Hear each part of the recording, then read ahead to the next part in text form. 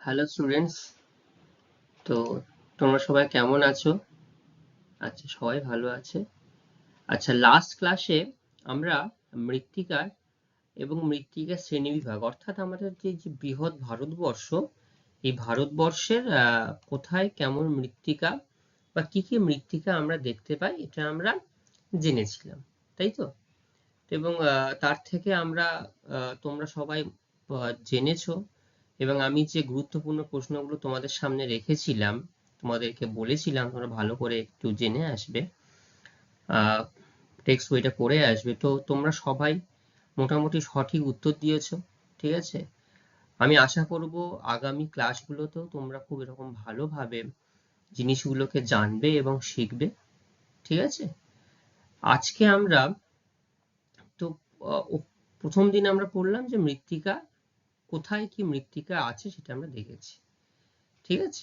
তো আজকে আমরা কি দেখব, দেখি আস্তে আস্তে আমরা জানি। তো আমি তোমাদের কাছে কয়েকটা কথা জিজ্ঞাসা করছি। তোমরা তো সবাই মৃত্তিকা দেখেছো, রাস্তাঘাটে চলতে গিয়ে, মাঠে খেলতে গিয়ে, যে কোনো জায়গাতেই, বাগানে।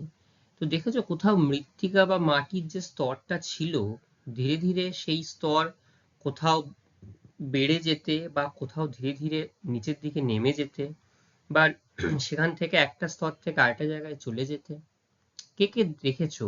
এটা একদিনে হঠাৎ করে দেখতে পাবে না, ঠিক আছে? এটা কয়েকদিন সময় লাগতে পারে। তো কে কে দেখেছো মোটামুটি এই যে মাটির ওপরের যে স্তরের পরিবর্তন হতে, কে কে দেখেছো? দেখেছো? আচ্ছা, কেমন পরিবর্তন দেখেছো? আচ্ছা, যে একটা জায়গায় উঁচু একটা মাটির ঢিপি ছিল, আস্তে আস্তে সেই ঢিপিটা ছোট হয়ে গেছে, তো নিচের দিকে নেমে গেছে। হ্যাঁ, বা মাঠের কিছু কিছু জায়গায় একটু বেশি পরিমাণে মাটি ছিল, সেটা আস্তে আস্তে চলে গেছে। আচ্ছা, আবার কেউ কেউ দেখেছো তোমরা বাড়ির উঠোনে, বিশেষ করে বর্ষাকালে আমরা এটা দেখতে পাই, বাড়ির উঠোনে যে অংশটুকু ছিল ধীরে ধীরে ধীরে ধীরে সেখানে একটা উপর দিয়ে যেন মাটির স্তর বৃষ্টির জলের সঙ্গে ধুয়ে অন্যত্র চলে গেছে, তাই তো? একদম ঠিক। তাহলে এই দেখো, এই যে জিনিসগুলো সবটুকুই কিন্তু আমরা আমাদের চোখের সামনে খুব সহজভাবে উপলব্ধি করতে পারি, সহজভাবে দেখতে পাই যদি আমরা একটু চোখ কান খোলা রাখি। দেখো, সবটুকুই কিন্তু আমরা সামনে দেখতে পাচ্ছি। আমি বই থেকে তোমাদেরকে যেটা পড়াচ্ছি বা তোমাদেরকে যেটা আমি বলছি, সবটাই কিন্তু আমরা সামনাসামনি দেখতে পাই। এগুলো এমন কিছু কঠিন বা এমন কিছু ব্যাপার নয়, ঠিক আছে? আমি তোমাদেরকে সুন্দরভাবে বলে দিচ্ছি, তোমরা একটু খেয়াল করবে এবং একটু মনে করবে, দেখবে সবকিছুই মনে আসবে। তো আমরা যেহেতু মৃত্তিকা পড়েছিলাম, তো দেখবে আমাদের এই যে ভূপৃষ্ঠের ওপরের যে স্তরটা রয়েছে না, মৃত্তিকা স্তর, দেখবে ওপরের স্তরে কোনো কারণে, যে কোনো কারণেই হতে পারে, মানুষের বিভিন্ন কার্যাবলীর কারণে হতে পারে বা প্রাকৃতিক কার্যাবলী। প্রাকৃতিক কার্যাবলী কি কি আছে? প্রাকৃতিক কার্যাবলী হতে পারে সেটা বায়ু প্রবাহের জন্য হতে পারে, বৃষ্টিপাতের জন্য হতে পারে, ঠিক আছে? বিভিন্ন কারণে হতে পারে। তো বিভিন্ন কারণে দেখবে মাটির উপরের একটা স্তর যখন একটা জায়গা থেকে আরেকটা জায়গায় অপসারিত হয়ে যাবে, ঠিক আছে? কখন চলে যাচ্ছে? যে মাটিগুলো সংঘবদ্ধভাবে বা কণাগুলো সঠিকভাবে নিজেদের মধ্যে আবদ্ধ নেই, ঠিক আছে? তখনই কিন্তু মাটিগুলো একে অপরের থেকে আলগা হয়ে যাচ্ছে, তাই তো? দেখবে আমরা অনেকে একটা গল্প শুনেছিলাম ছোটবেলায়, সেটা কি গল্প? দশে মিলে করি কাজ, তাই না? তো জাস্ট আমি যদি একটু বলি, দেখবে আমরা যখন একসঙ্গে সংঘবদ্ধভাবে থাকি, পরিবারের ক্ষেত্রেও সংঘবদ্ধভাবে থাকি, সেখানে কিন্তু আমাদের আলাদা হয়ে যাওয়ার, পৃথক হওয়ার কোনো সম্ভাবনা থাকে না। কিন্তু যখনই আলগা হয়ে যাচ্ছে কোনো একটা একসঙ্গে থাকা অবস্থার পরেই, তখন সেগুলো কিন্তু একটা জায়গা থেকে ছেড়ে আরেকটা জায়গায় চলে যায়। তো মাটির ক্ষেত্রেও আমরা দেখলাম, কেন এটা আমি বলছি, দেখবে যে মাটিগুলো সংঘবদ্ধভাবে, সুনির্দিষ্টভাবে একে অপরের সঙ্গে সঠিকভাবে সংঘবদ্ধ হয়ে রয়েছে, এবং ধরো গাছের শিকড় কিন্তু মাটিকে ভীষণভাবে আঁকড়ে ধরে রাখে, তাই না? তো যেখানে দেখবে গাছের অতটা উদ্ভিদ নেই, খোলা প্রান্তর, সেখানটায় কিন্তু এই মৃত্তিকার স্তরগুলো বা মৃত্তিকার কণাগুলো একে অপরের থেকে চলে যাচ্ছে। তো আজকে আমরা জানবো, সেটা হচ্ছে যে মৃত্তিকা আজকে আমরা মৃত্তিকার ক্ষয় সম্পর্কে জানবো, যে মৃত্তিকা কিভাবে,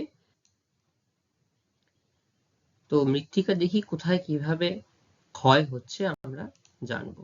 ঠিক আছে,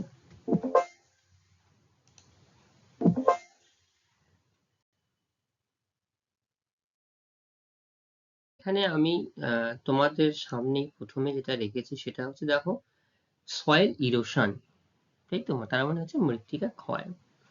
দেখো এই ছবিতে বিভিন্ন রকম ভাবে আমি তোমাদেরকে দেখানোর চেষ্টা করেছি। দেখো একটা উঁচু অংশ রয়েছে, সেখান থেকে বৃষ্টি হোক বা উষ্ণতা তারতম্য হোক বা বায়ুপ্রবাহ হোক, যে কোনো কারণেই দেখো মৃত্তিকা ক্ষয়ে যাচ্ছে। প্রত্যেকটা ছবি দেখো মৃত্তিকা আলগা হয়ে গিয়ে একটা অংশ থেকে আরেকটা অংশে ছেড়ে গিয়ে মৃত্তিকা ক্ষয় হচ্ছে। ঠিক আছে, তো ভারতবর্ষে আজকে আমরা জানছি ভারতবর্ষের মাটি এবং তার ক্ষয়ের কারণগুলো। ঠিক আছে, তো প্রথমেই আমাদের আগে জানতে হবে মৃত্তিকা ক্ষয় কাকে বলবো আমরা। ঠিক আছে, তো আমি তোমাদের শুরুতে একটু বলেছি, তো এখানে যেটা বলা আছে সেটা আমরা একটু ভালো করে বলি। যে প্রক্রিয়ায় বিভিন্ন প্রাকৃতিক শক্তি হতে পারে বা মানবিক শক্তি হতে পারে বা মানুষের দ্বারা যে কার্যাবলী হতে পারে।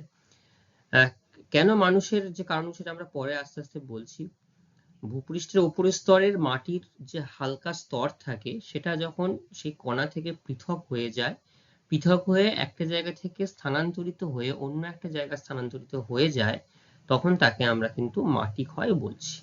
ঠিক আছে, তো এই মাটি ক্ষয় দুটি প্রধান কারণে হতে পারে। একটা হচ্ছে প্রাকৃতিক কারণ, আর একটা হচ্ছে মানবিক কারণ। তো আমরা এই যে প্রকৃতিতে আমরা বসবাস করি, দেখবে আমরা কিন্তু একমাত্র জীব বা জীব এই মানুষ, তারা যেমন প্রকৃতিকে ব্যাপকভাবে নিজেদের স্বার্থে ব্যবহার করে চলেছি এবং আগামী ভবিষ্যৎ দিনেও করে যাব, আবার এই মানুষই বিভিন্ন কারণে পরিবেশকে ব্যাপকভাবে ক্ষতিগ্রস্ত করে তুলেছে, মানে পরিবেশের ক্ষতি করছে। সেটা সচেতনভাবে হতে পারে, আবার অসচেতনভাবে হতে পারে, কারণ সবকিছুরই তো একটা ভালো খারাপ দিক থাকে। আর প্রাকৃতিক কারণ তো প্রকৃতির ওপরে আমাদের কারোর হাত নেই, প্রকৃতি তার নিজস্ব নিয়মে নিজস্ব খেয়ালে চলে। তো প্রকৃতির কারণগুলো আমরা প্রথমে জানবো।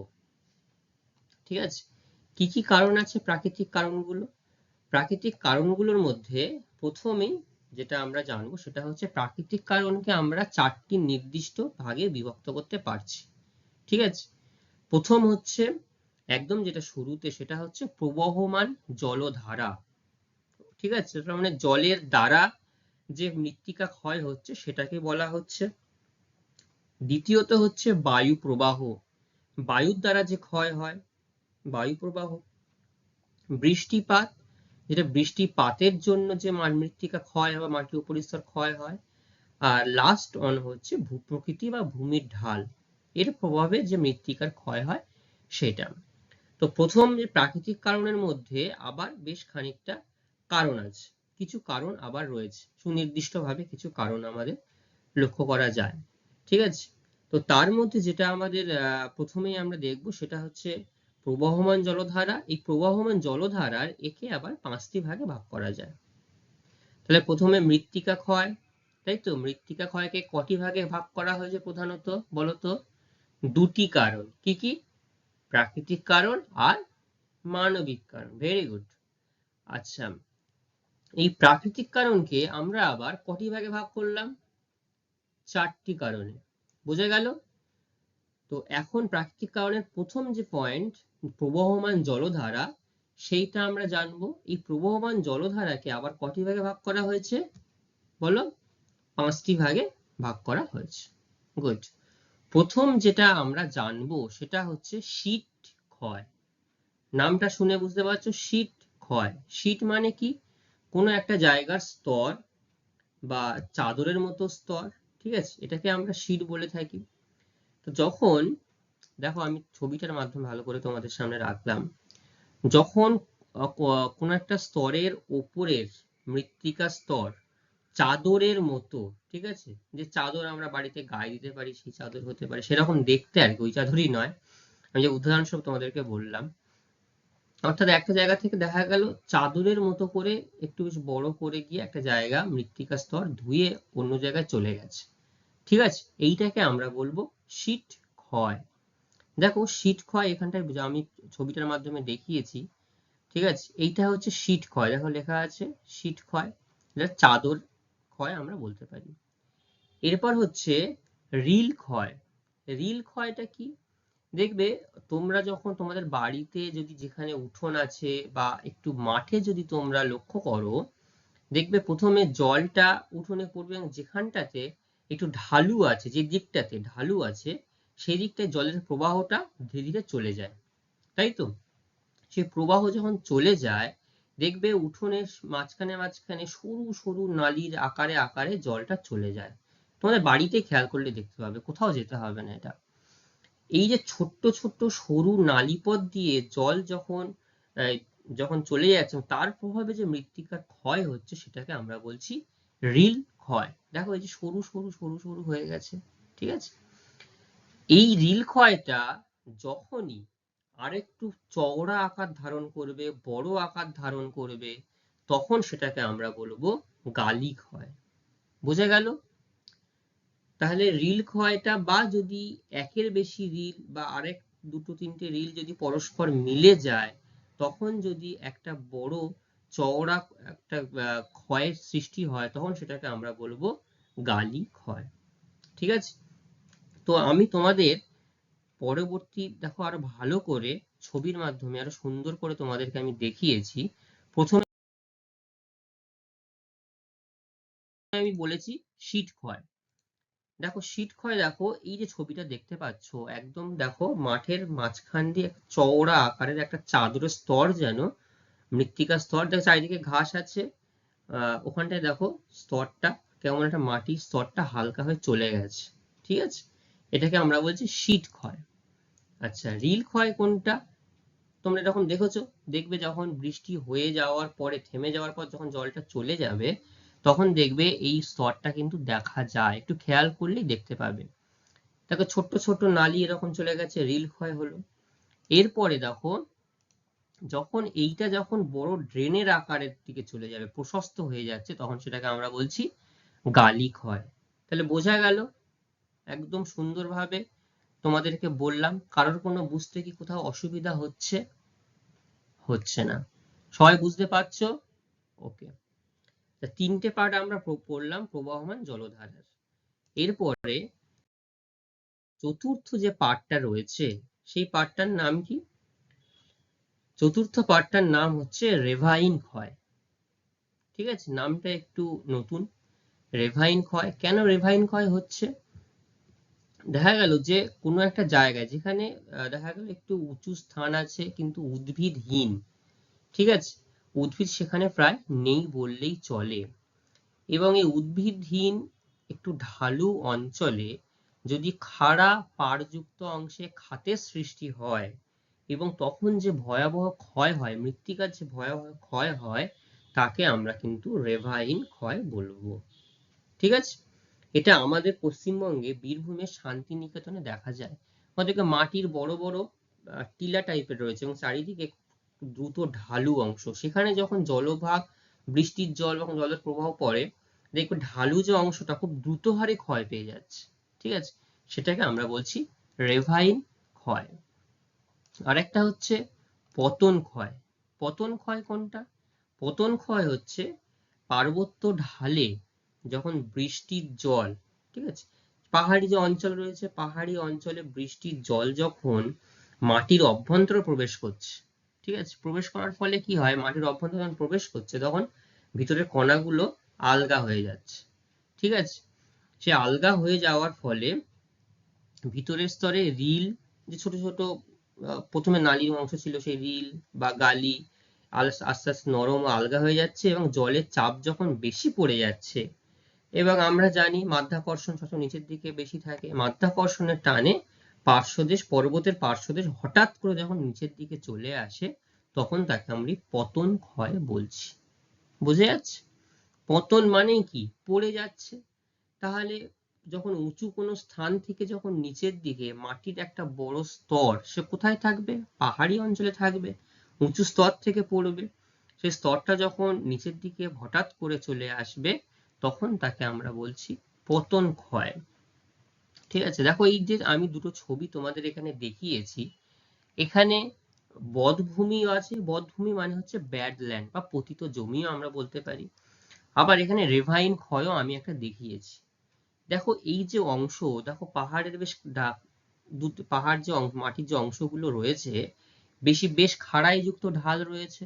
তো খাড়াই যুক্ত ঢাল হওয়ার জন্য কি হয়েছে, শুরুতেই তোমাদের বললাম হঠাৎ করে যখন ধস নেমে যাচ্ছে মাটির দিকে চলে যাচ্ছে তখন সেটা হচ্ছে রেভাইন ক্ষয় হচ্ছে। আচ্ছা, বধ্যভূমিটা কি? বধ্যভূমি হচ্ছে আহ সেটা হচ্ছে বদ মানে কি খারাপ, তার মানে দেখো আমরা ইংলিশ যে ওয়ার্ডটা আমরা জানি বধ্যভূমির ইংলিশ ওয়ার্ড হচ্ছে ব্যাড ল্যান্ড, মানে খারাপ জমি, তাই তো? তাহলে যে জমি বৃক্ষহীন হবে, রুক্ষ হবে, রুক্ষ শুষ্ক হবে, যেখানে বিভিন্ন ক্ষয়ের মাধ্যমে মৃত্তিকার উপরিস্তরের উর্বরতা সম্পূর্ণভাবে নষ্ট হয়ে গেছে, নষ্ট হয়ে গিয়ে সেই জায়গাটার মৃত্তিকার আর কোনো যে উর্বর যে অংশ সেটা আর নেই, সেটা পতিত জমিতে পরিণত হয়ে গেছে।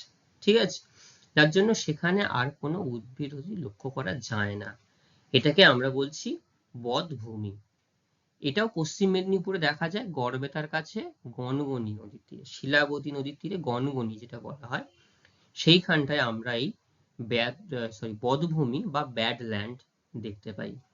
ঠিক আছে, তাহলে এই গেল আমাদের প্রাকৃতিক কারণের প্রথম কারণ, যেটা আমরা পড়লাম প্রবাহমান জলধারা।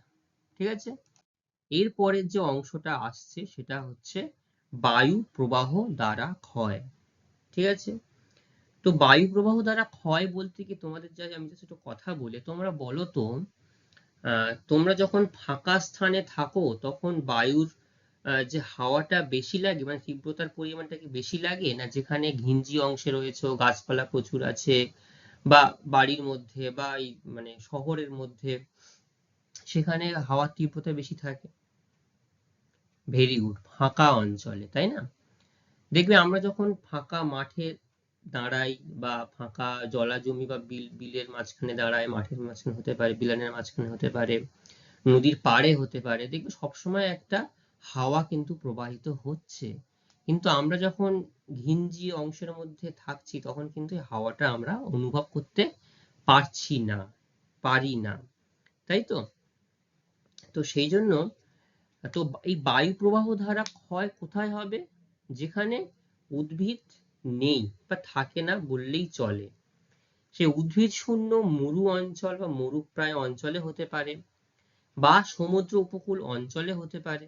ঠিক আছে, সেখানে যখন বায়ুর তীব্রতা বা গতিবেগ যখন বেশি হবে, কি হবে, মাটির উপরিস্তর থেকে সূক্ষ্ম সূক্ষ্ম কণা, ধূলিকণা বা বালিকণা অপসারিত হয়ে যায়, তখন সেটা বায়ু প্রবাহ দ্বারাই ক্ষয় হয়। তো আমাদের ভারতবর্ষে বায়ু প্রবাহ দ্বারা ক্ষয় সব থেকে বেশি আমরা লক্ষ্য করতে পারি মরু অঞ্চলে। ঠিক আছে, কারণ মরু অঞ্চল মানেই সেটা একদম পুরো ফাঁকা জায়গা হয়ে আছে, গাছপালা প্রায় নেই বলতে গেলেই চলে, শুষ্ক মরু। তো সেই জায়গাটা দেখো, দুটো ছবি আমি এখানটায় দেখিয়েছি, দেখো যখন প্রচন্ড হাওয়ার গতিবেগটা বাড়ছে, ধুলো ঝড়ের মতো একটা সৃষ্টি করছে, তাহলে উপরিস্তর থেকে কি হলো, মাটিটা আলগা হয়ে চলে গেল, এই সূক্ষ্ম সূক্ষ্ম কণাগুলো ছিল মাটির সঙ্গে আলগা হয়ে চলে গেল, যেই চলে তার সেই সেই স্তরটায় মাটি ক্ষয় হচ্ছে, তাই না? এখানে প্রথমে উদ্ভিদ শূন্য বলেছি, দেখবে যখন আমরা কোনো এই যে ঘূর্ণিঝড় আসে বা এই যে ঘূর্ণিঝড়ের কথাগুলো আমরা বলি, তখন অনেক সময় আমাদেরকে সুন্দরবন অঞ্চল কিন্তু আমাদেরকে বাঁচিয়ে দেয়, আমাদেরকে রক্ষা করে। কিভাবে রক্ষা করছে? কারণ এই যে বঙ্গোপসাগরীয় বা এই সাগর মহাসাগর থেকে যে ঘূর্ণিঝড়গুলো আমাদের রাজ্যের দিকে আসে, এই যে সুন্দরবনের ম্যানগ্রোভ অরণ্য আমাদের সামনে কিন্তু ঢাল হিসাবে অবস্থান করছে। এই যে ঢাল হিসাবে অবস্থান করার জন্য এই অরণ্য, বায়ু ওখানে এসে প্রথমে বাধাপ্রাপ্ত হচ্ছে, হওয়ার ফলে কি হচ্ছে, বায়ুর যে অতি তীব্র বেগে আসছিল, ধাবমান হচ্ছিল, তার কিন্তু গতিবেগটা অনেকটাই কমে যায়, তাই না? কমে যাওয়ার জন্য এখানে ক্ষয়ক্ষতিও কম হয়। দেখো মরু অঞ্চলে গাছপালা প্রায় থাকেই না, একদম ফাঁকা স্থান থাকে। তো ফাঁকা স্থান পেয়ে কি করছে, বায়ু তার নিজের কার্য নিজেই করে নিচ্ছে, ও যে ফাঁকা পেয়েছি নিজেই কাজ করে চলে যাচ্ছে। ঠিক আছে, এটা হচ্ছে বায়ু প্রবাহ দ্বারা ক্ষয়। আচ্ছা, 3 নম্বর যে পয়েন্টটা আমাদের সামনে আছে সেটা হচ্ছে বৃষ্টিপাত। এই বৃষ্টিপাতের কারণে ক্ষয়। তোমাদের অনেকেই মনে হতে পারে জলপ্রবাহ ধারা ক্ষয় বা বৃষ্টিপাতের ক্ষয়ের মধ্যে কি পার্থক্য থাকতে পারে, কি পার্থক্য আছে? পার্থক্য এখানে একটাই, যখন বৃষ্টি যখন শুরুতে ওপর থেকে মাধ্যাকর্ষণের টানে যখন আমাদের ভূপৃষ্ঠে এসে আঘাত করছে, তার উপরে যে মৃত্তিকার ক্ষয় হচ্ছে সেটাকে আমরা বৃষ্টিপাত দ্বারা ক্ষয় বলছি।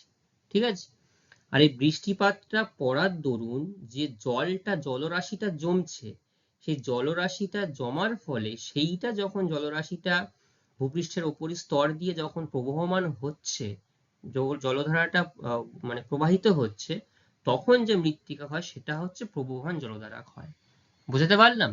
দেখো আমি একটু বলি, তোমরা বুঝতে পারবে। ছবিগুলো দেখো, ছবিগুলো আমি তোমাদের দেখাচ্ছি, দেখালে দেখবে ছবিগুলোতে খুব সহজভাবে আমি তোমাদেরকে এটা দেখিয়েছি। প্রথমে হচ্ছে বৃষ্টিপাতের পরিমাণ।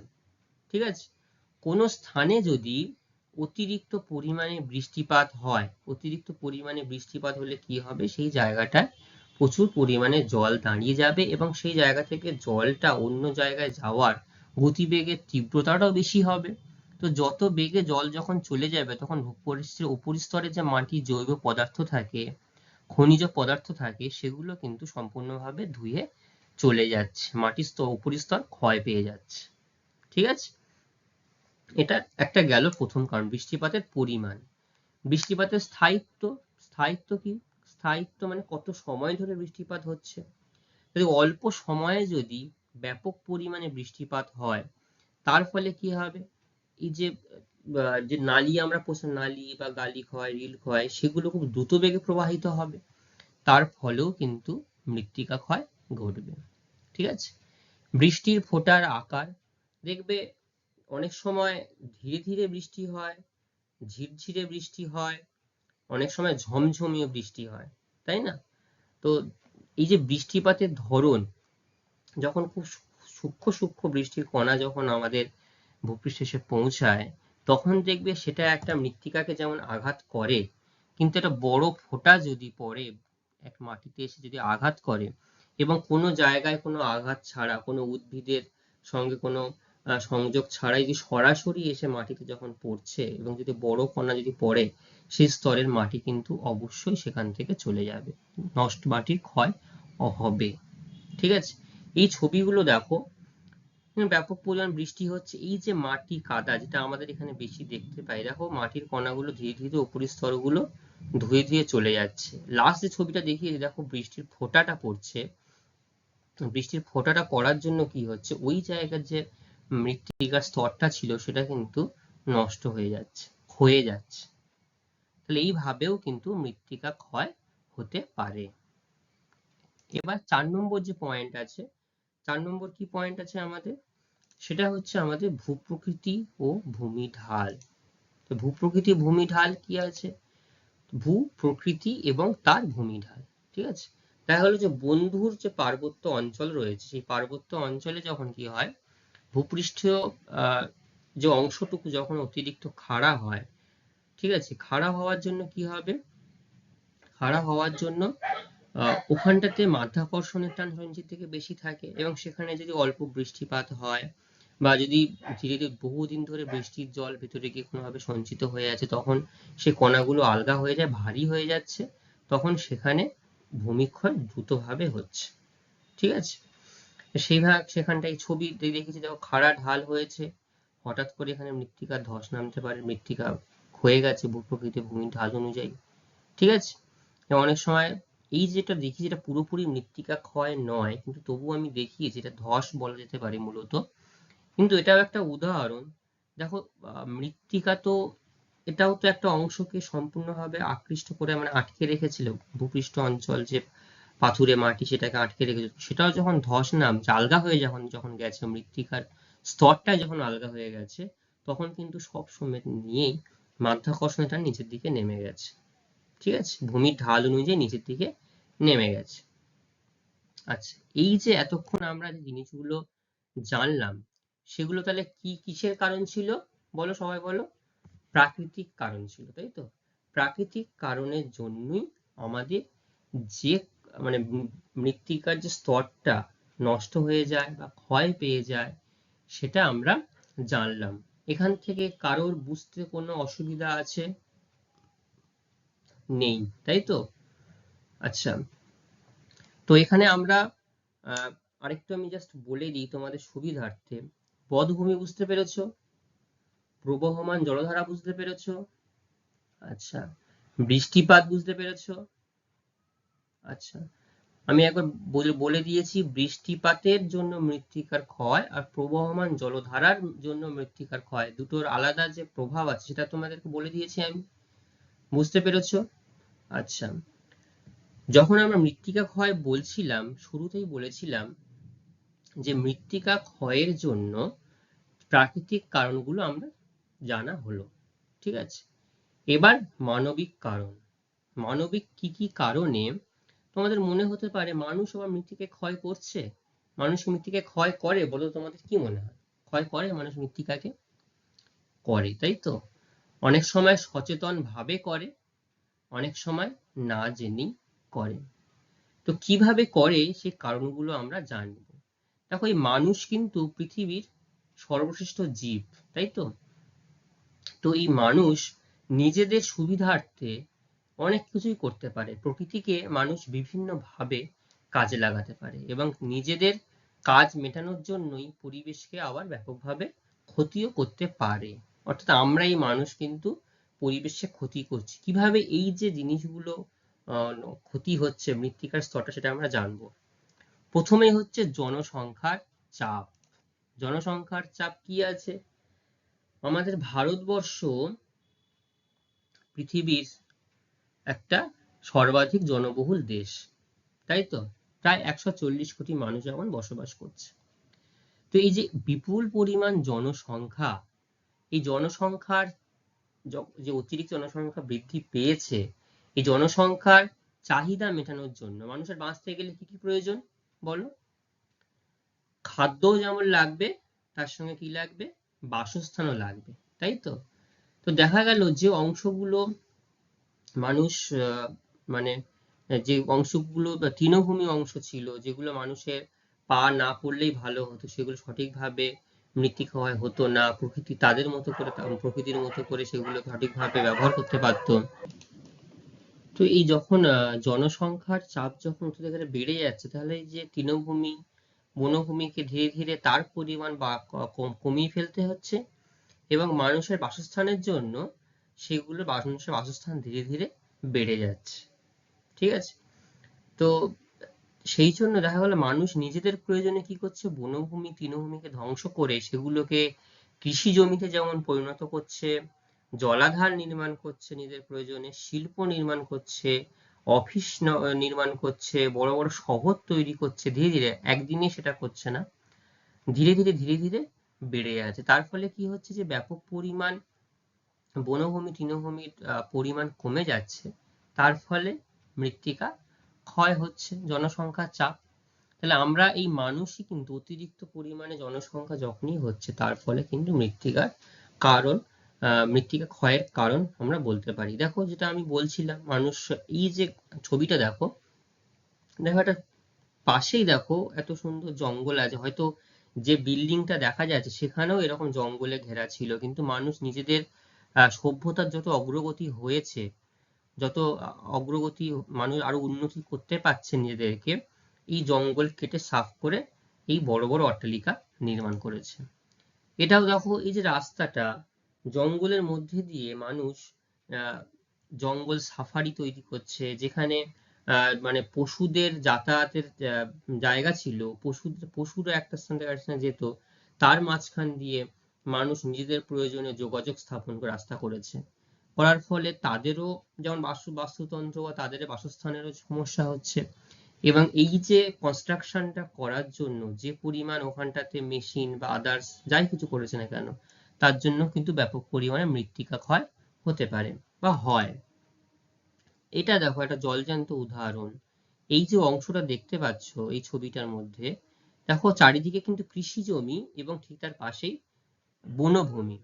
তো এই যে বনভূমি আর কৃষি জমি, এখানেও কিন্তু বনভূমি ছিল।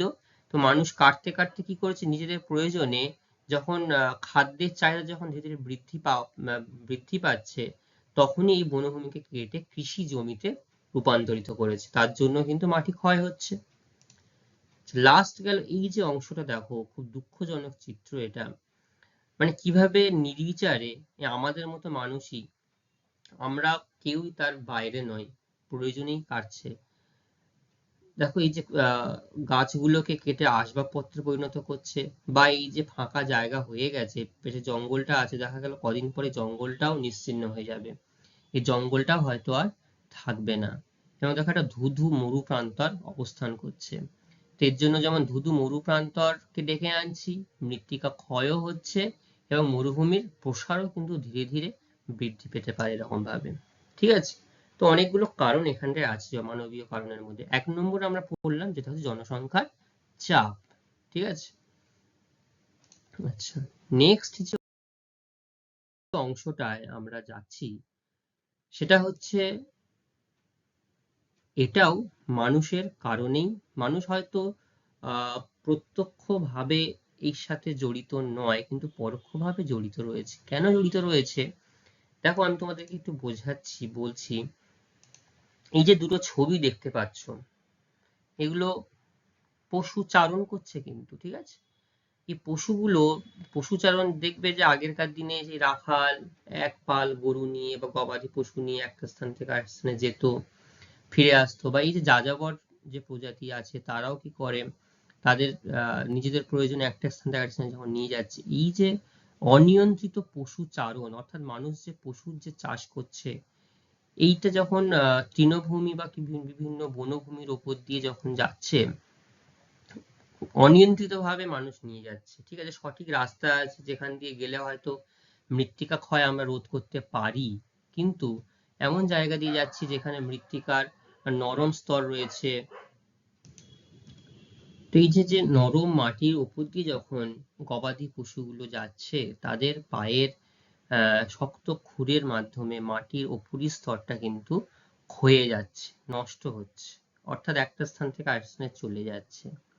ঠিক আছে, মাটির উপরিস্তরটা আলগা হয়ে যাচ্ছে, এবং তার যে যখন আলগা হয়ে যাচ্ছে তখন কি হচ্ছে, তখনই পরে যদি কোনো সময় বৃষ্টিপাত হয় বা বায়ু প্রবাহ হয়, তার ফলে মাটির উপরিস্তরটা একটা অংশ থেকে আরেকটা অংশ চলে যাবে, তখন মাটির ক্ষয় ব্যাপকভাবে হচ্ছে। বুঝে গেল? এটা গেল অত্যাধিক পশু চারণ। ঠিক আছে, আচ্ছা, এরপরে যে 3 নম্বর যে পয়েন্টটা জানবো সেটা হচ্ছে আমাদের অবৈজ্ঞানিক খনন। অবৈজ্ঞানিক খননটা কোথায় হয়? খনন মানে খনি, যেখানে খনি আছে সেখানেই মানুষ খনন করতে যায়। কি করছে মানুষ? নিজেদের প্রয়োজনের জন্য, খনিজ দ্রব্য আহরণ করার জন্য, সেতু তৈরি করার জন্য, রাস্তাঘাট করার জন্য, জলবিদ্যুৎ কেন্দ্র স্থাপন করার জন্য, বিভিন্ন জায়গায়, এবং আমাদের যেখানে যা কিছু করতে যাই না কেন সেটা কিন্তু মৃত্তিকার উপরেই হবে, তাই তো? তো এটা যদি আমরা সঠিক পদ্ধতিতে সঠিকভাবে যদি খনন কার্য না করি, তাহলে কিন্তু আমাদের, তো যেটা আমরা আলোচনা করছিলাম যে অবৈজ্ঞানিক খনন, যে আমাদের বিভিন্ন প্রয়োজনে আমরা ব্যাপক জায়গায় বিভিন্নভাবে পরিবেশের কাজে লাগাচ্ছি। দেখবে বিভিন্ন জায়গায় যখন খনি যখন শুরুতে হয়, সেখানে মাইন দিয়ে দেওয়া হয় ভেতরে, যেটা ব্লাস্ট করে যায়। এবং যে ব্লাস্ট হয়, দেখেছো কিনা জানি না তোমরা, মানে আমিও টিভিতে বা ফোনে দেখেছি, যখন ব্লাস্ট করছে একটা, তখন কিন্তু উপরের একটা ধুলোর স্তর, মৃত্তিকার স্তর ব্যাপকভাবে সব ছিন্ন বিচ্ছিন্ন হয়ে চলে যাচ্ছে। বা যখন খনন করতে যাচ্ছে, সেই খননের সময়ও কিন্তু ব্যাপকভাবে আহ এই মৃত্তিকার স্তরগুলো নষ্ট হয়ে যাচ্ছে। তো এগুলো আমরা বন্ধ করতে পারি যদি এটা সঠিক পদ্ধতি থাকে, আর অবৈজ্ঞানিক পদ্ধতি না করে সঠিক পদ্ধতিতে যদি আমরা এগুলো করতে পারি, তখন কিন্তু মৃত্তিকার স্তরটা আর ক্ষতিগ্রস্ত হয় না। ঠিক আছে, তো অবৈজ্ঞানিক খনন কি কি আছে দেখো। এই যে অংশটা, এটা দেখো আহ ধীরে ধীরে ধীরে ধীরে দাগ করে করে বিভিন্ন ভাবে এখানে আহ খনিটাকে খনন করা হয়েছে, ধীরে ধীরে ওপর থেকে নিচের দিকে গেছে, এবং যখনই ঢালু বেশি হয়ে গেছে, ঢাল বেশি হওয়ার জন্য কি হয়েছে, এই অংশে কিন্তু ধস নেমেছে। ধস নামার জন্য কি হয়, এই জায়গার মৃত্তিকার স্তরটা সম্পূর্ণভাবে নষ্ট হয়ে গেছে। এই এক ছবিটার মধ্যে দেখো, এটা বিদেশের কোন একটা খনির ছবি। এই খনির ছবিটা, এটা নিজেদের কি বলবো সুরক্ষা ছাড়াই যখন যখন এই খনন করে করে ধীরে ধীরে ধীরে ধীরে গর্ত করে করে প্রবেশ করছিল, তখন এখানে হঠাৎ করে মাটির স্তর যখন আলগা হয়ে গেছে, আলগা হওয়ার জন্য কি হয়েছিল, আলগা হওয়ার জন্য সেখানে ব্যাপক পরিমাণ ধস নেমেছিল। ধস নামার জন্য যেমন এই যে টানেলের মুখটা যেমন বন্ধ হয়ে গেছে, এবং ভেতরে যে শ্রমিক কাজ করছিল তারাও সেখানে চাপা পড়ে মৃত। ঠিক আছে, কয়েকদিন আগেই খেয়াল করবে যে কিছুদিন আগেই, মাস 5-6 আগেই আমাদের ভারতবর্ষেই একটা নর্থ ইন্ডিয়াতে, সেখানটাতে যখন একটা টানেল আর কি খনন করছিল একটা প্রান্ত থেকে আরেকটা প্রান্ত, বৃষ্টি এসে যাওয়ার দরুন সেখানে হঠাৎ করে ধস নেমে যায়। ধস নেমে অর্থাৎ এই টানেলের যে মুখটা থেকে মাঝখানটাতে যেতে আর পারেনি, তার মাঝখানে একটা ধস নেমে পুরো জায়গাটা ব্লক হয়ে গেছিল, এবং সেখানটায় প্রায় 10 থেকে 14 দিন, 14-15 দিন বিভিন্ন একটা ব্যাপক সংগ্রাম, ব্যাপকভাবে আন্তর্জাতিক সাহায্য নিয়ে সেই শ্রমিকগুলোকে ভেতর থেকে টেনে বার করানো গেছিল। ঠিক আছে, এইভাবেও কিন্তু ধস নেমে মৃত্তিকার স্তর নামতে পারে বা ক্ষয় হতে পারে। যখনই আলগা হবে মৃত্তিকা যে কোনো কারণেই, তখনই কিন্তু মৃত্তিকার স্তর নষ্ট হয়ে যাবে এবং ক্ষয় হবে। ভূমিধস, দেখো সবগুলোই আমরা বলছি, একটা কিন্তু একটার সঙ্গে ব্যাপকভাবে জড়িয়ে আছে। এই যে অবৈজ্ঞানিক খনন করলাম, এখানেও কিন্তু ধসের কথা বলেছি, অর্থাৎ মৃত্তিকা আলগা হয়ে গেছে। দেখো শুরুতেই বলছে কি, পার্বত্য ঢালে বৃষ্টির জল এবং ফাটলের মধ্যে যখন প্রবেশ করে বৃষ্টির জল, মাটি এবং শিলাস্তূপের যে সঙ্গবদ্ধ থাকে সেটা যখন আলাদা হয়ে যাচ্ছে, স্খলন ভেঙে যাচ্ছে, তখনই কিন্তু এই ভূমিধস বা ভূমিক্ষয় হচ্ছে। ঠিক আছে, এই যে অংশটা দেখো, ছিল বেশ সুন্দর একটা সঙ্গবদ্ধ অবস্থায়, কিন্তু কোনো না কোনো কারণে মাটির মধ্যে যখন জলটা প্রবেশ করেছে, ভারী হয়ে গেছে, কণাগুলো আলাদা হয়ে যাচ্ছে, ছিন্ন ভিন্ন হয়ে যাচ্ছে, তখনই মাধ্যাকর্ষণের টানে এই কিন্তু ভূমিধস লক্ষ্য করা যাচ্ছে। ঠিক আছে, বোঝা গেল এটা? আচ্ছা, এই গেল আমাদের 4টি পয়েন্ট। প্রথমেই আমি বলেছি মানবিক কারণের 4টি পয়েন্ট আমি বললাম। 1 নম্বর জনসংখ্যার চাপ বলেছি, 2 নম্বরে আমি আলোচনা করেছি অবৈজ্ঞানিক 2 নম্বরে অত্যাধিক পশুচারণ বলেছি, 3 নম্বরে অবৈজ্ঞানিক খনন বলেছি, আর 4 নম্বরে ভূমিধস বলি। 4টি কারণ আমরা আলোচনা করেছি, আর 2টি কারণ আমরা আলোচনা করব। এরপর হচ্ছে, দেখো এর পরের যে কারণটা হচ্ছে, সেটা হচ্ছে বৃক্ষছেদন। তাই তো, দেখো বৃক্ষছেদন ছবিটার মধ্যে দেখো কিভাবে মানুষ, আমরাই বৃক্ষ মানে অরণ্যের পর অরণ্য, বনভূমির পর বনভূমি কিভাবে ধ্বংস করে চলেছি আমরা। ঠিক আছে, তো এই যে অংশটায় দেখো, প্রথম ছবিটা দেখো, এই যে অংশটা রয়েছে, যদি এই যে অংশটুকু গাছপালা যেখানটাতে আছে সেখানে যদি বৃষ্টিপাত হয়, তাহলে সেই বৃষ্টির ফোঁটা কি সরাসরি গিয়ে মাটিতে আঘাত করতে পারবে? পারবে কি? পারবে না। আর যে ফাঁকা স্থানটা রয়েছে সেখানে যদি বৃষ্টিপাত হয়, তাহলে বৃষ্টির ফোঁটা কি সরাসরি গিয়ে আঘাত করতে পারবে মৃত্তিকাকে? পারবে। তাহলে দেখো এই যে অংশটা, এবং এখানে গাছপালা কেটে নেওয়া হয়েছে, পুরো জায়গাটাকে বৃক্ষহীন করে দেওয়া হয়েছে। এখানে মাটির শিকড়ের যে সঙ্গবদ্ধ ছিল, মৃত্তিকাকে ধরে রেখেছিল, সেই জোর কিন্তু আর নেই। তো এখানে যদি বৃষ্টির কণা পড়ে, বৃষ্টির দ্বারা জলপ্রবাহ হয়, তাহলে কিন্তু এই জায়গার মাটির স্তর কিন্তু সম্পূর্ণভাবে ধুয়ে যাবে, নষ্ট হয়ে যাবে। তাহলে এর ফলেও কিন্তু, বৃক্ষছেদনের ফলেও কিন্তু মাটির ক্ষয় হয়। বৃক্ষছেদনের ফলে পরিবেশের সব থেকে বেশি ক্ষয় হয়। মানে বৃক্ষছেদন করলে পরিবেশের সব রকম ক্ষতি, সব দিক থেকে পরিবেশের ক্ষতির আলোচনা আমরা করি, প্রথমেই কিন্তু বৃক্ষছেদন আসে সব দিক থেকে। ঠিক আছে, পরিবেশে যেমন বায়ুকে দূষিত করার জন্য হতে পারে, বৃষ্টিপাতের ঘাটতির জন্য হতে পারে, খাদ্যের জন্য হতে পারে, প্রত্যেকটার জন্য কিন্তু বৃক্ষছেদন একটা প্রধান কারণ। তো এই বৃক্ষচ্ছেদন যখনই আমরা করছি, মৃত্তিকা ক্ষয়কে আমরা বাড়িয়ে দিচ্ছি। ঠিক আছে। আচ্ছা, এরপরে যেটা আছে সেটা হচ্ছে আমাদের প্রথাগত কৃষি পদ্ধতি। প্রথাগত কৃষি পদ্ধতি মানে কি? যেটা আমরা প্রাচীন যে পদ্ধতি আলোচনা আমরা বা প্রাচীন কৃষি পদ্ধতি দীর্ঘকাল ধরে মানুষ করে আসছে, এখানে যে প্রথাগত কৃষি পদ্ধতি আলোচনা করা হয়েছে সেটা হচ্ছে যে পাহাড় এবং পার্বত্য অঞ্চলে বিভিন্ন জায়গায় ঝুম চাষ করা হয়। ঝুম চাষটা কি? ঝুম চাষটা হচ্ছে একটা যাযাবর জাতি আছে, তারা একটা জায়গায় বেশি স্থায়ী হয় না। এটা এখন খুব একটা দেখা যায় না, প্রায় নেই বললেই চলে।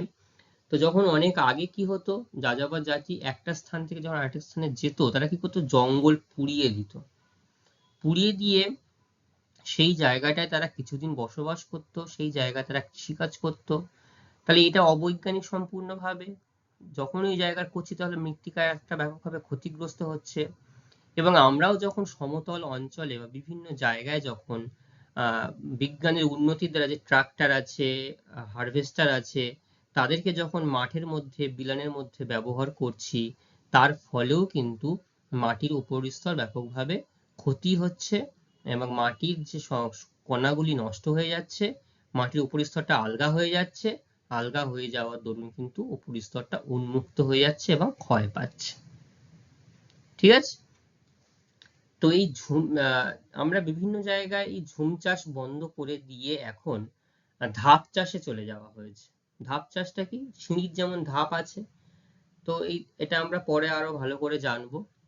তো যখন এই যেসব অঞ্চলে এইভাবে করা হয়, করার ফলে যখন যে চাষবাসটা করছে তার ফলে মৃত্তিকা ক্ষয় হচ্ছে। পাশের যে ছবিটা আমি দেখিয়েছি, দেখো এই যে ছবিটার মধ্যে একটা উন্মুক্ত প্রান্তরে কৃষিকাজ করা হচ্ছিল, চাষবাস করা হচ্ছিল, এবং সেখানটাতেও দেখো মাটির স্তর সম্পূর্ণভাবে আলগা হয়ে গেছে।